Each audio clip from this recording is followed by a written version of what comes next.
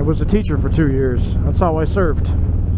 2 of my friends died because of that service while they were still on their way back. Anyway, so I get back and the local newspaper found out because the US government gave them a press release saying, you know, Michael Jones did this in Fiji, blah, blah, blah.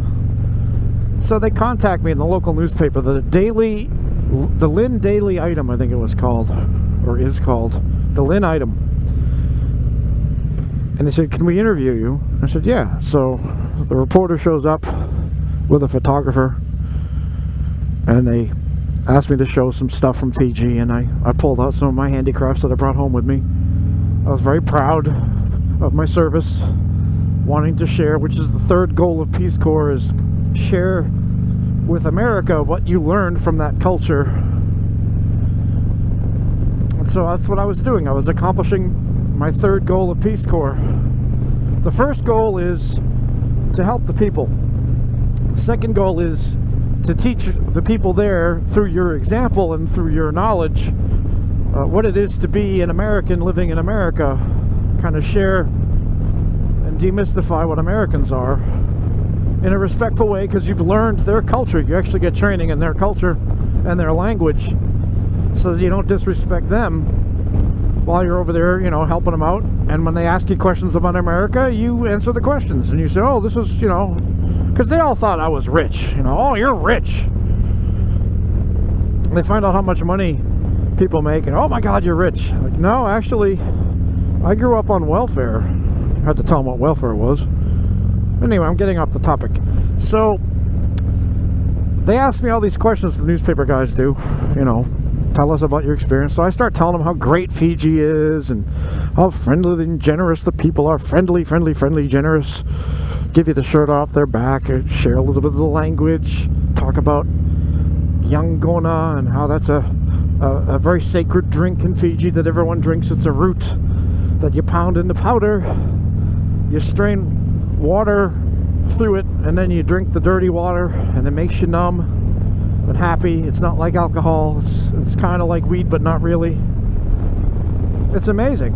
And so I talked about how happy I was and proud and this and that, tried to share all about Fiji, and the guy interrupts me and he says, did you ever almost die?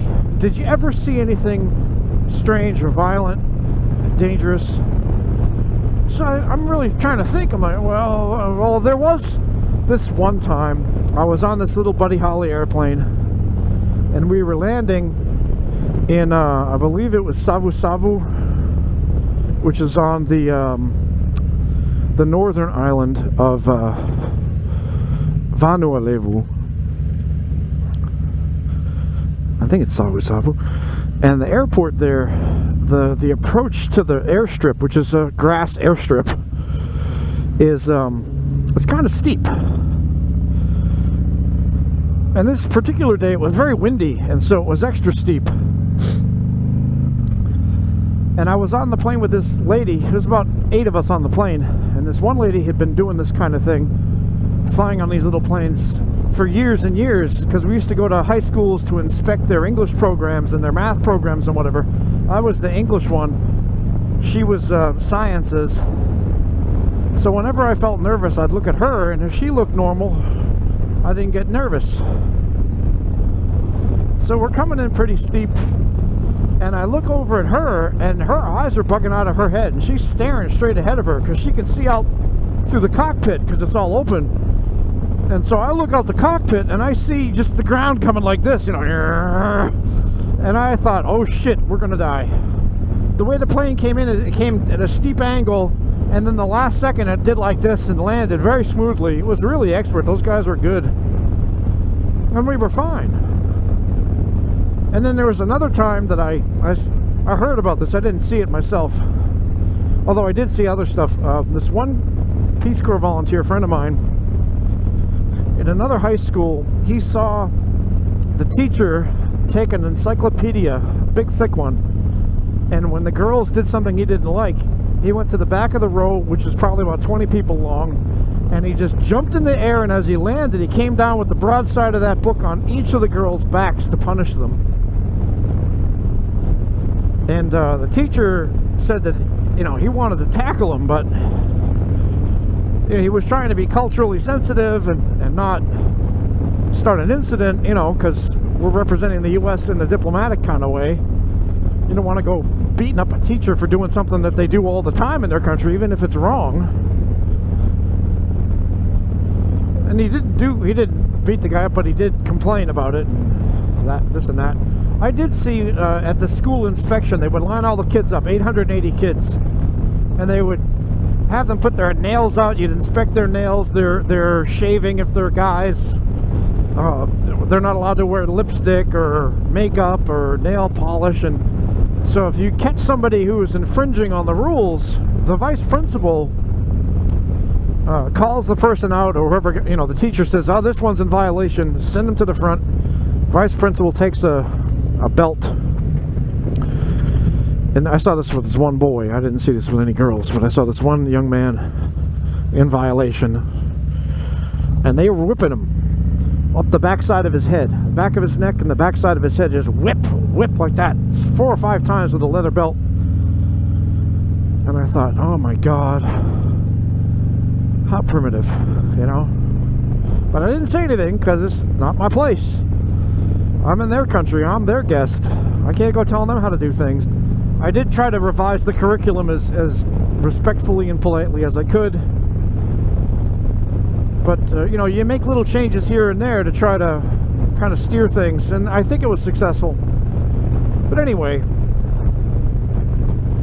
these reporter guys, they published the story the next day, and it was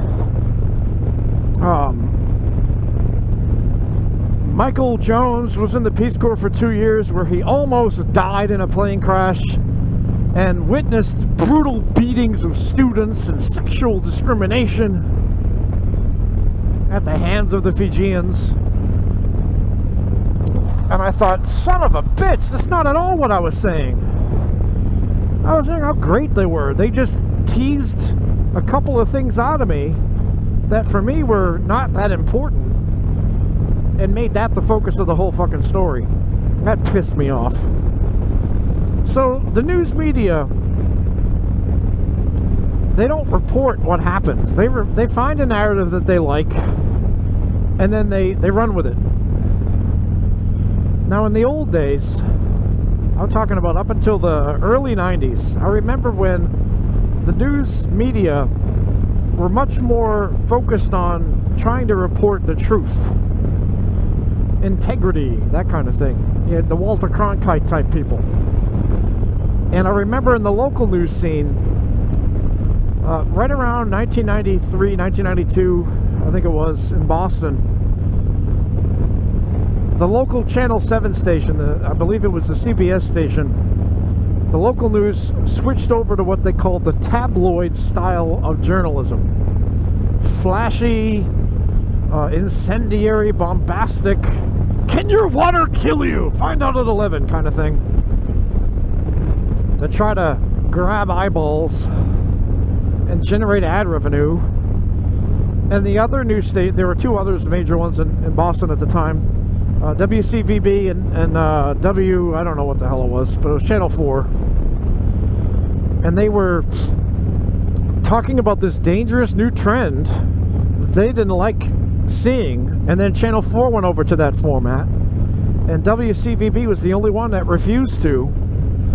Natalie Jacobson and Chet Curtis were the news anchors, and they complained bitterly about that and said, no, we're not going to work for a news station like that. We have integrity. We're not going to turn into these flash bang type news people. The sky is falling every day. No, we're not doing it. Well, over time, all the stations, including WCVB, flipped over to that bombastic tabloid style of journalism. And the standard became that. That's what everybody watches now. And I don't think people remember when that shift happened. I do. It was all over the newspapers, it was all over the TV, that this new crass kind of style of journalism is coming out, and this isn't good. But this is the way things are going now. And now everybody just thinks it's news. And they go, what the, you know, it's always been this bad. No, it didn't used to be this bad. So from now on, I'm going to stay away from all the news.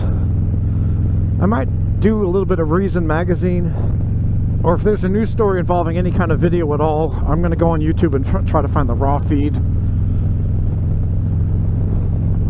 And on Facebook, I'm not gonna, if I see something like that, I'm instantly gonna go, oh, that's bullshit. This is what happens now. Because of all the bullshit, now we're all so skeptical, we don't believe anything anymore. Everything is bullshit.